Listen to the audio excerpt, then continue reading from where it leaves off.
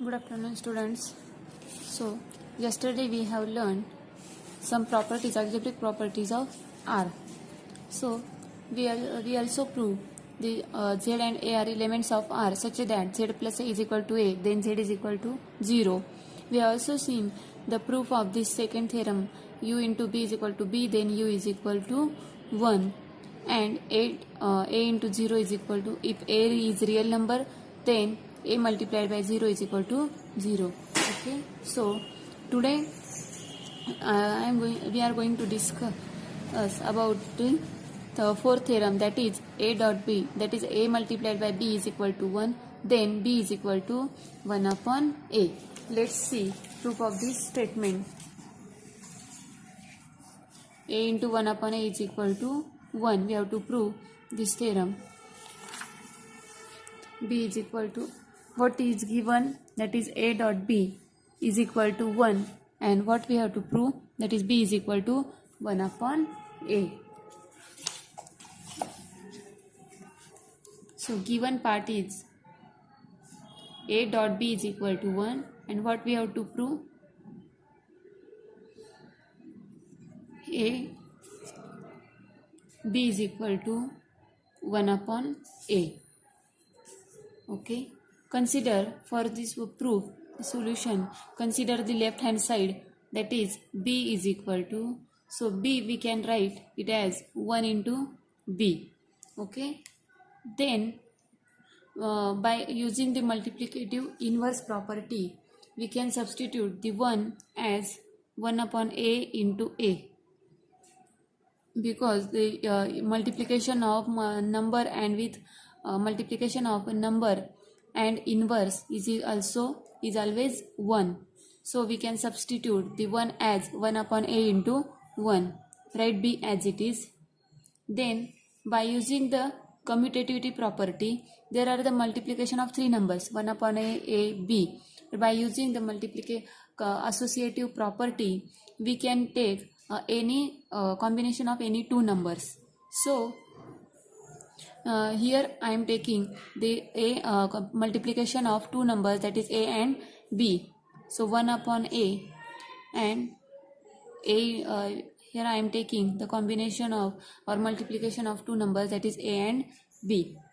Okay, so now what is given, the A and A multiplied by B is equal to 1. Okay, so this condition is given, so substitute the value of A into B is equal to 1. Again, by using the multiplicative identity, if we multiply any number by the 1, then we get the number itself. So 1 upon A into 1 is equal to 1 upon A. So here our theorem is proved, that is B is equal to 1 upon A. So this is the proof of this theorem. Okay, so next theorem is, suppose A is not equal to 0, that is 1 upon A belongs to R, such that A into 1 upon A is equal to 1. Okay, so 1 upon A is a real number, and what we have to prove, that is A into 1 upon A is equal to 1 is given part. We have proved A dot B is equal to 0, then either A is equal to 0 or B is equal to 0. This is the statement of this proof theorem, that is the if the multiplication of, what is the meaning of this theorem, if the multiplication of two number is 0, then any one, that is either A और B is equal to 0. अगर दो number का multiplication 0 आता है तो उसमें से कौन सा भी एक नंबर ऑलवेज क्या रहता है, 0 रहता है, आइदर A और B. सो हमें ये क्या करना है, प्रूव करना है. So we know that the multiplicative inverse property, that is A into 1 upon A is equal to 1. So write the property here, A into 1 upon A is equal to 1. Okay, then is equal to 1. Okay, so this is the property, and what we have to given part is A dot B is equal to 0, and what we have to prove, either A is equal to 0 or B is equal to 0. Okay, now multiply this is the right first given part, that is a dot b is equal to 0. Then multiply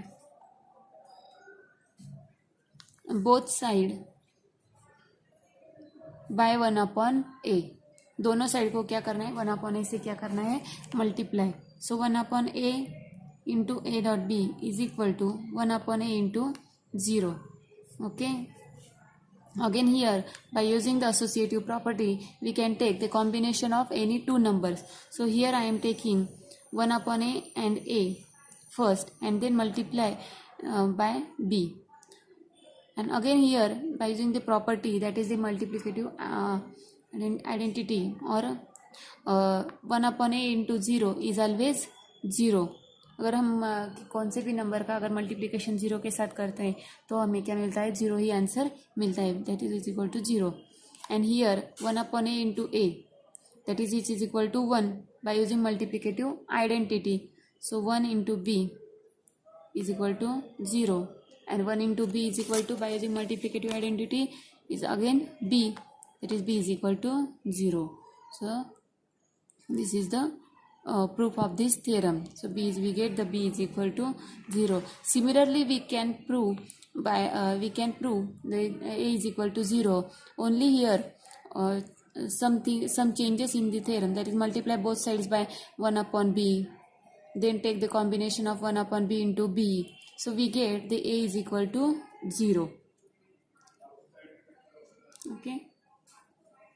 Now next theorem is a, b be arbitrary elements of R.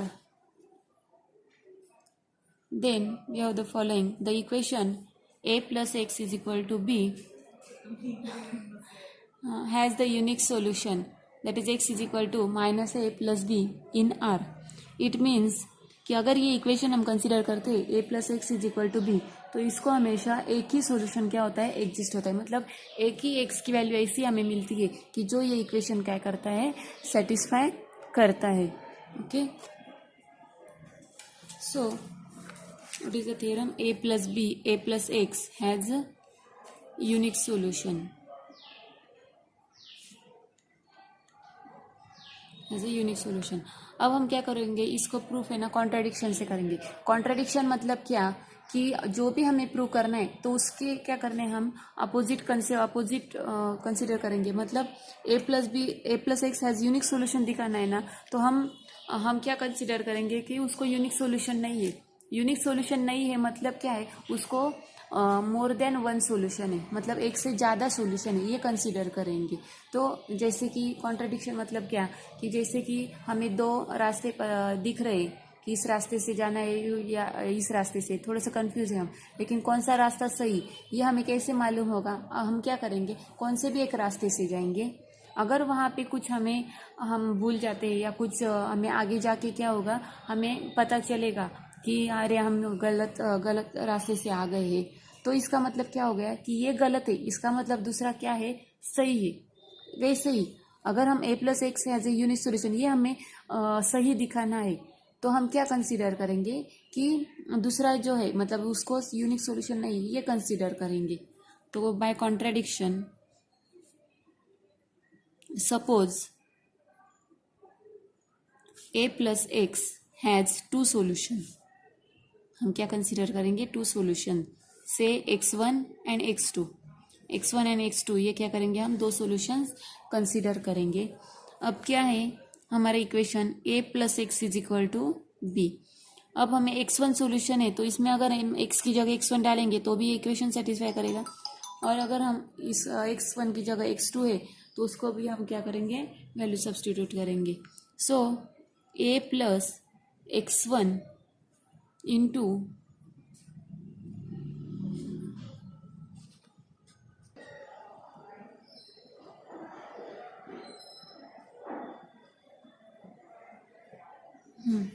अब a plus x1, इसको हम क्या कहेंगे, x1 and x2 दो solutions हमने consider किए हैं. तो क्या करेंगे हम कि x1 ये सॉल्यूशन है तो ये भी इक्वेशन सेटिस्फाई करेगा, और x2 ये सॉल्यूशन है तो ये भी क्या करेगा, इक्वेशन सेटिस्फाई करेगा.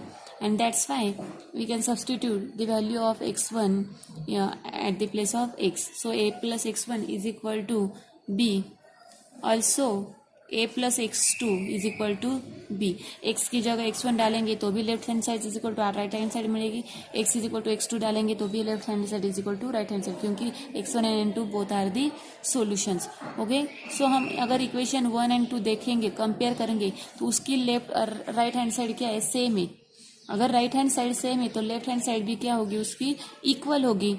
तो इसलिए हम क्या करेंगे, उसकी लेफ्ट हैंड साइड एंड इसकी भी लेफ्ट हैंड साइड क्या करेंगे, इक्वल होगी। That is a plus x1 is equal to a plus x2। तो ये इक्वेशन मिल गया। तो दोनों साइड का अगर हम a देखेंगे तो वो कैंसिल हो जाएगा, by cancellation law, by cancellation क्या होगा, a एंड a क्या हो जाएगा, कैंसिल हो जाएगा। तो हमें क्या मिलेगा, बस x1 is equal to x2। x1 is equal to x2 मिल गया, मतलब दोनों वैल्यू सेम है। मतलब जब हम टू सॉल्यूशन कंसीडर कर रहे थे तो दोनों की वैल्यू क्या मिली, हमें सेम ही मिली। इसका मतलब क्या हुआ कि हमें जो भी जितने भी सॉल्यूशन एग्जिस्ट होंगे तो वो सेम ही होंगे। सेम ही होंगे मतलब उसके लिए एक ही सॉल्यूशन क्या होता है, एग्जिस्ट होता है। इसका मतलब क्या हो गया, a plus X has unique solution. Okay. Now second, what is the second theorem? If a is non-zero, the equation a multiplied by x is equal to b। ये एडिशन के लिए था, ये मल्टीप्लिकेशन के लिए का। अगर a एंड x का मल्टीप्लिकेशन लेंगे और उसका आंसर अगर b आता है तो इसके लिए, इस इक्वेशन के लिए भी यूनिक सॉल्यूशन ही एग्जिस्ट होगा। सिमिलरली हमें वैसे ही प्रूव करना है कि a dot x is equal to b, b a multiplied by x is equal to b. This is the equation. Suppose x1 and x2 are two solutions of ax is equal to b। उसके लिए दो solutions है। Suppose x1 solution है तो क्या मिलेगा हमें, ax1 is equal to b, और अगर सेकेंड सॉल्यूशन है तो क्या मिलेगा हमें, ax2 is equal to b। Similarly अगर हम कंपेयर करेंगे दोनों इक्वेशंस, तो दोनों इक्वेशंस में क्या होगा कि उसकी left hand right hand side क्या है, सेम है। अगर राइट हैंड साइड सेम है तो उसकी लेफ्ट हैंड साइड भी क्या होगी, सेम ही होगी। इसका मतलब ax1 is equal to ax2। Similar and again by cancellation law a क्या हो जाएगा, कैंसिल हो जाएगा, क्योंकि ये मल्टीप्लाई वहाँ जाके डिवाइड होगा। डिवाइड हो जाने पर ऊपर का ए नीचे का ए क्या हो जाएगा, cancel.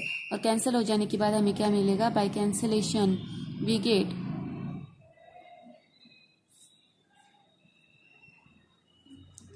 x1 is equal to x2। मतलब फिर से हमें क्या मिले, दो जो सॉल्यूशन हमने कंसीडर किए थे उन दोनों की वैल्यू हमें एक ही मिली। इसका मतलब हमें क्या मिला, दोनों सॉल्यूशन क्या है, एक ही है। मतलब हमें क्या मिला, उसका a into X is equal to B has a unique solution. a into X has a unique solution.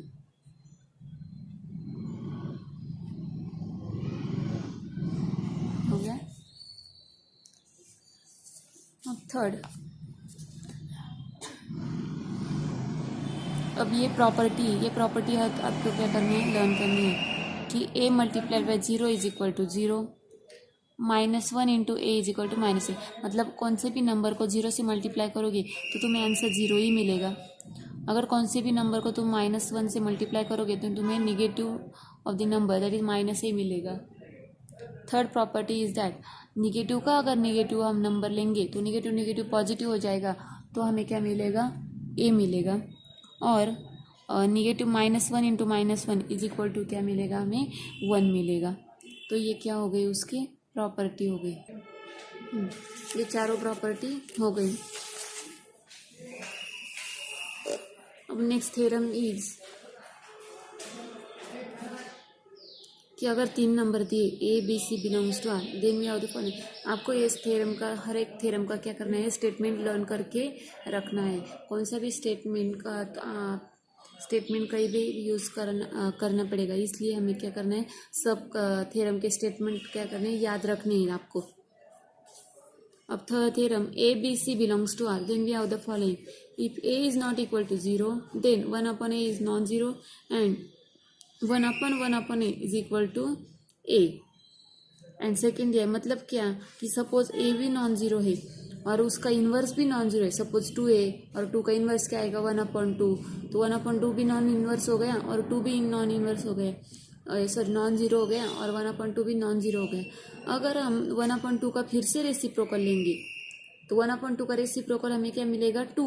इसका मतलब हमें जो ओरिजिनल नंबर है वो मिलेगा, मतलब डबल इनवर्स लेते हैं हम तो हमें क्या मिलता है, ओरिजिनल नंबर मिलता है। तो ये थ्योरम का मीनिंग है। और सेकेंड क्या है, a into b is equal to a into c. अगर दो नंबर को सेम नंबर से मल्टीप्लाई करेंगे तो वो दो नंबर क्या आएंगे, और उनका मल्टीप्लिकेशन अगर सेम है तो इसका मतलब कि वो दूसरे दो नंबर है वो भी क्या है, इक्वल है। अगर सपोज हमने 3 × 4 लिया एंड 6 × 2 लिया तो 3 × 4 भी 12 होता है और 6 × 2 भी 12 होता है, लेकिन उसमें से कौन से भी दो नंबर सेम नहीं है। लेकिन अगर हमने सपोज 3 × 2 लिया और 3 × 4 लिया तो उनका मल्टीप्लिकेशन भी सेम नहीं आता। अगर मल्टीप्लिकेशन भी सेम आ रहा है और उन मल्टीप्लिकेशन में एक नंबर भी सेम है तो इसका मतलब उसके रिमेनिंग जो दूसरा नंबर है वो भी क्या रहेगा, सेम ही रहेगा। Okay, so this is the theorem. Next is rational and irrational numbers. Okay, so we know that the set of natural numbers n and the set of integers z are the subset of R. हमने कल subset क्या होता है वो हमने देखा कि subset मतलब क्या रहता है कि सबसेट के सब एलिमेंट क्या होते हैं, जो सुपर सेट मतलब जो बड़ा सेट रहता है उसमें कंटेंट रहते हैं। अब natural number Z, real number, अब रियल नंबर में नेचुरल नंबर भी आते हैं, इंटीजर्स भी आते हैं। इसका मतलब नेचुरल नंबर, इंटीजर ये छोटा सेट हो गया और ये रियल नंबर क्या हो गया, ये बड़ा सेट हो गया। और बड़े सेट में ये नेचुरल नंबर भी इन्वॉल्व है, इंटीजर्स भी इन्वॉल्व है। इसका मतलब नेचुरल नंबर एंड इंटीजर्स ये क्या है, सबसेट है। किसके, रियल नंबर के, क्योंकि रियल नंबर ये बड़ा सेट है, तो बड़े नंबर के ये क्या हो गए, सबसेट हो गए। So element of R that can be written in the form of P upon Q, where PQ belongs to Z and Q is not equal to 0 are called rational number. Rational number की हमें definition पता है कि rational number हम कैसे लिखते हैं, P upon Q के फॉर्म में लिखते हैं। और P upon Q के फॉर्म में Q ऑलवेज क्या रहता है, नॉन जीरो रहता है, तो उसको हम क्या कहेंगे, रैशनल नंबर कहेंगे। The set of all rational numbers in R is denoted by the standard notation Q.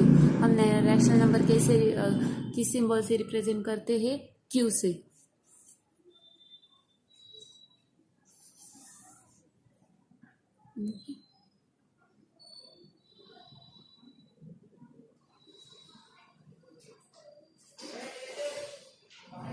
अब theorem, next theorem is √2 is not a rational number. Alternatively, there does not exist a rational number R such that R square is equal to 2. अब rational number मतलब क्या रहता है कि जो हम P upon Q के फॉर्म में लिखते हैं उसको रैशनल नंबर कहते हैं। अब यहाँ पे दिया है कि √2 is not a rational number. अगर √2 रैशनल नंबर नहीं है इसका मतलब क्या हो गया कि उसको हम P अपॉन Q के फॉर्म में नहीं लिख सकते।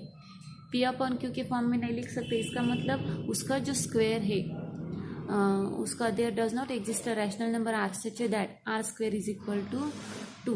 मतलब ऐसा कोई भी नंबर एग्जिस्ट होता है, मतलब उसका स्क्वायर रूट जो है उसका स्क्वायर रूट रैशनल नंबर मतलब P अपॉन Q के फॉर्म में नहीं है कि उसका स्क्वायर रूट अगर हम फाइंड आउट करेंगे तो वो square root P upon Q के फॉर्म में हम नहीं लिख सकते।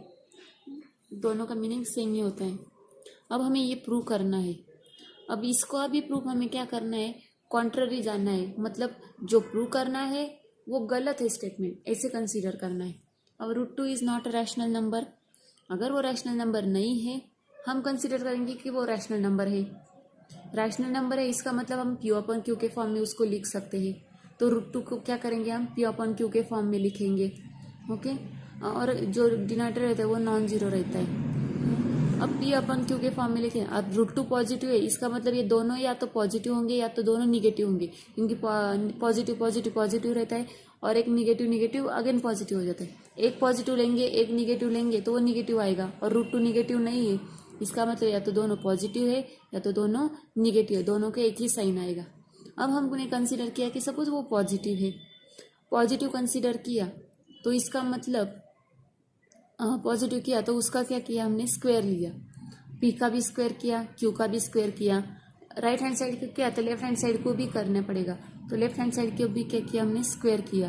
तो √2 का स्क्वायर क्या आ गया, 2, तो P² upon Q² is equal to 2। Again ये क्यू स्क्वायर ये डिवाइड है, वहां जाके वो क्या हो जाएगा, मल्टीप्लाई हो जाएगा। तो p square is equal to 2q square. Okay, अब p square is equal to 2q square, इसका मतलब क्या है, p square is a multiple of 2। 2 के मल्टीपल में हम पी स्क्वायर को लिख रहे हैं, 2 के मल्टीपल में लिख रहे हैं, इसका मीनिंग क्या हो गया, पी स्क्वायर ये क्या हो गया, इवन नंबर हो गया। क्योंकि जिसको भी हम मल्टीप्लिकेशन के 2 के मल्टीपल में लिखते 2 4 6 8 ये सब 2 के टेबल में आते। 2 के टेबल में मतलब 2 से मल्टीप्लाई रहते हैं, 2 के मल्टीपल से वो, इसलिए उसको इवन नंबर कहते। तो ये पी स्क्वायर भी 2 का मल्टीपल है, 2 का मल्टीपल है, इसका मतलब पी स्क्वायर क्या हो गया, इवन नंबर हो गया। अब यहाँ पे क्या आ गया, पी स्क्वायर ये इवन आ गया। अब पी स्क्वायर अगर उसका स्क्वायर इवन है तो उसका स्क्वायर रूट भी क्या आएगा, इवन ही आएगा। इसका मतलब पी भी क्या आ गया, इवन आ गया।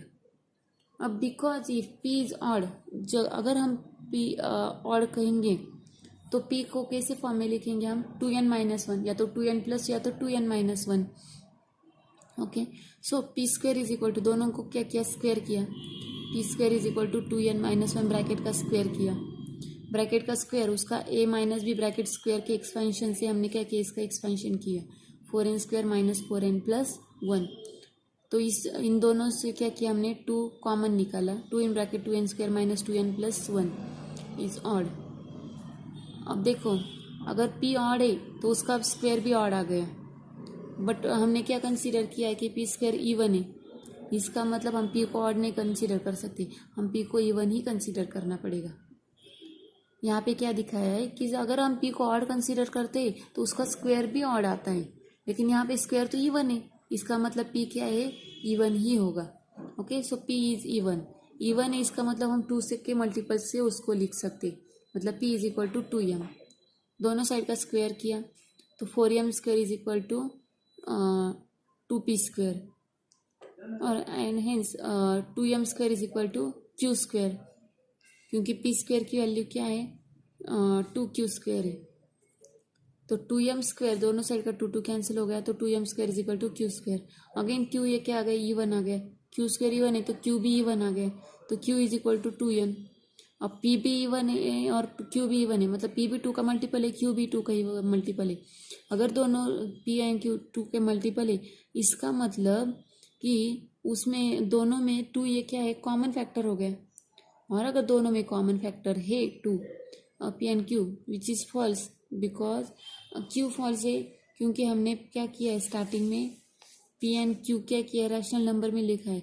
एंड कैसे रैशनल नंबर में, कि वो उनको दोनों में कौन सा भी कॉमन फैक्टर नहीं है, नो कॉमन फैक्टर, यहाँ पे देखो positive and have no common factor, ऐसा हमने कंसिडर किया है।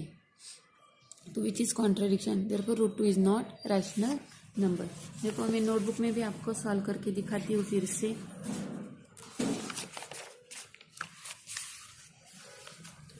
अब हमें क्या सॉल्व करना है कि √2 इज अ रैशनल नंबर।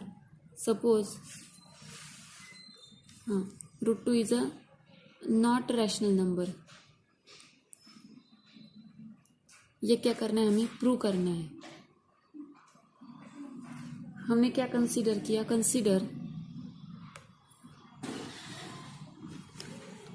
हमने क्या कंसीडर किया कि √2 इज रैशनल नंबर,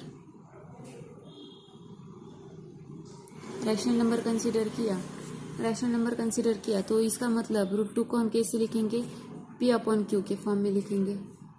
अब p अपॉन क्यू के फॉर्म में q is not equal to 0 and GCD of P Q is equal to 1, ये भी कंसीडर किया हमने।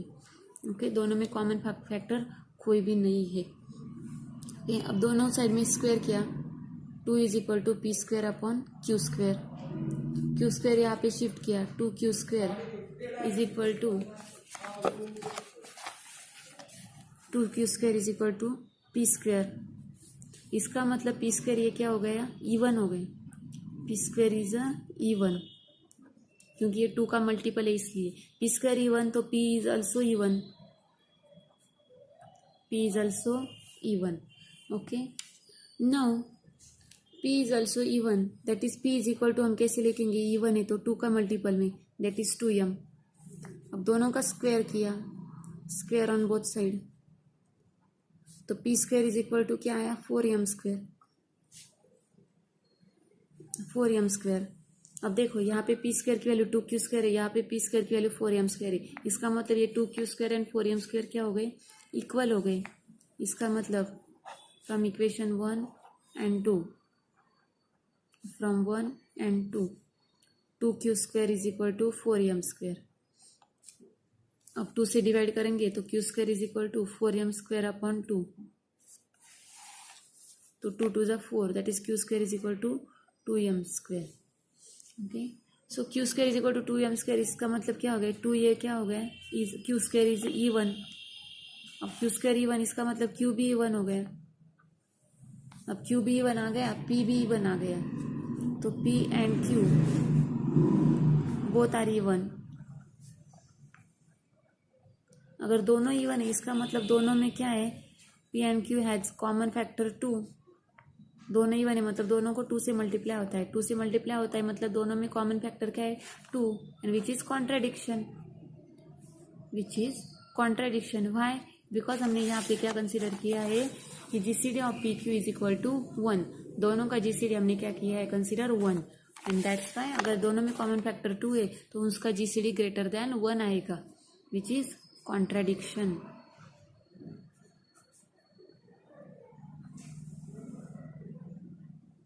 एंड देयरफॉर √2 क्या कंसिडर किया था हमने, √2 इज अ रैशनल नंबर। मतलब ये हमें गलत कंडीशन मिली, इसका मतलब हमने जो कंसिडर किया है वही गलत है, इसलिए गलत मिला। तो √2 इज रैशनल नंबर कंसिडर किया था वो, इसका मतलब वो जो कंसिडर किया वो गलत है, गलत है मतलब वो नॉट रैशनल नंबर, ये ट्रू है। इसका मतलब √2 is not rational number. Okay, so these are the rational and irrational number. Okay, so next is order properties of R or order of Z. Okay, so order properties मतलब क्या कि suppose a b belongs to R plus मतलब positive number, positive real number, तो उनकी addition भी positive ही आती है। कौन सी भी आप दोनों पॉजिटिव नंबर ले सकते हो तो उनकी एडिशन भी पॉजिटिव ही आएगी, मल्टीप्लीकेशन भी पॉजिटिव ही आएगा, पॉजिटिव रियल नंबर ही मिलेगा। A belongs to R, then exactly one of the following holds. A is a positive real number and A is equal to 0, minus A is belongs to real number. इसका मतलब क्या हो गया, third property is called trichotomy property. Trichotomy property means कि अगर suppose हमने a then exactly one of the following hold, दोनों में एक ही होल्ड होता है, मतलब या तो पॉजिटिव रियल नंबर रहता है या तो वो 0 रहता है, नहीं तो अगर उसको नेगेटिव साइन देंगे तो पॉजिटिव बन जाता है। मतलब सपोज हमने कौन सा भी रियल नंबर लिया, -2 को अगर माइनस साइन दिया मतलब -2 ये ए हो गया, अगर वो रियल पॉजिटिव नहीं है तो उसको नेगेटिव साइन देने के पर क्या हो जाएगा, वो माइनस माइनस पॉजिटिव, मतलब वो फिर से पॉजिटिव हो जाएगा, या तो 0 रहेगा। कौन सा भी, एक तो पॉजिटिव है, 0 है, नहीं तो नेगेटिव है, तीनों में से कौन सी भी क्या होगी, एक कंडीशन होल्ड होगी। एट ए टाइम दोनों, ऐसा है क्या, एक नंबर लिया वो 0 भी है, नेगेटिव भी है, पॉजिटिव भी है, ऐसा पॉसिबल है क्या, नहीं। इसका मतलब तीनों में कौन सा भी एक ही प्रॉपर्टी होल्ड होगी, उसको कहते हैं हम trichotomy property. Okay, since it divides R into 3 distinct types of unit, क्योंकि आर को क्या किया है, ये जो रियल नंबर है, ये जो रियल नंबर का सेट है पूरा, ये रियल नंबर, उसमें हमने क्या किया, ये 0 रहता है, ये एक पार्ट हो गया, यहाँ पे सब पॉजिटिव नंबर रहते हैं और यहाँ पे सब क्या रहते थे, नेगेटिव, ये एक पार्ट हो गया, 0 का एक सेकेंड पार्ट हो गया और पॉजिटिव रियल नंबर का एक थर्ड पार्ट हो गया। ऐसे 3 पार्ट्स में हर एक नंबर को क्या किया है, डिवाइड। तो हर एक नंबर कौन से भी एक ही कैटेगरी में जाता है, एट ए टाइम वो यहाँ पे भी है यहाँ पे भी, ऐसा नहीं होता, वो कौन से भी एक ही कैटेगरी में जाता है, तो उसको ट्रिकोटोमी प्रॉपर्टी कहते हैं। No positive negative real number. Okay, अब यहाँ पे कुछ थ्योरम दिए हैं तो उसके स्टेटमेंट हम अगले लेक्चर में देखेंगे। Okay, thank you.